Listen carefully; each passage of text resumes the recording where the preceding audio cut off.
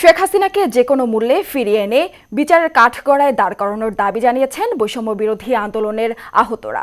July August গণ অভ্যুত্থানের ৫ মাস পূর্তিতে মোহনা টেলিভিশনকে তারা একথা বলেন। রাজনৈতিক নেতাদের মতে শেখ হাসিনাকে ফেরত আনতে কূটনৈতিক তৎপরতা অব্যাহত রাখা উচিত। অবশ্য আন্তর্জাতিক সম্পর্ক বিশ্লেষক ডক্টর ইমতিয়াজ আহমেদ মনে করেন ভারত সরকার কিছুতেই তাকে বাংলাদেশের হাতে তুলে দেবে না। ওবায়দুল হক মারুফের বিশেষ প্রতিবেদন।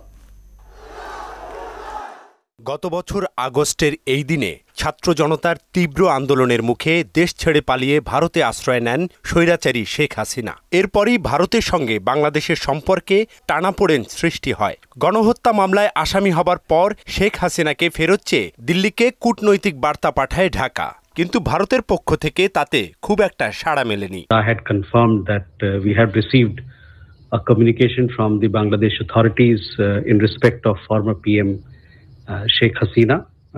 Further than that, I have nothing to add at this point in time.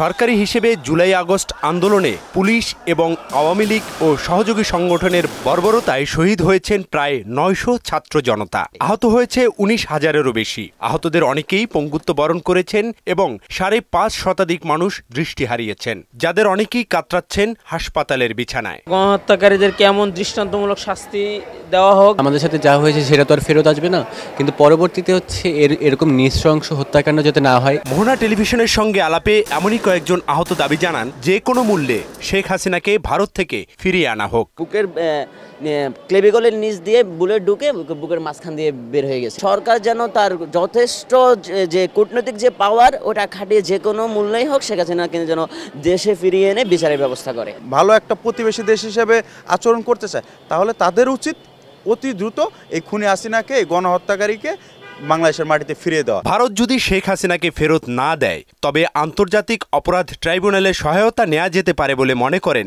নাগরিক ঐক্যের সভাপতি মাহমুদুর রহমান মান্না। আন্তর্জাতিক আদালত হেগে বা বাইরে অন্য কোনো জায়গায় যদি থাকে, সেখানে মামলা হলো, তারা কল করলো যে আমরা আসামিকে চাই।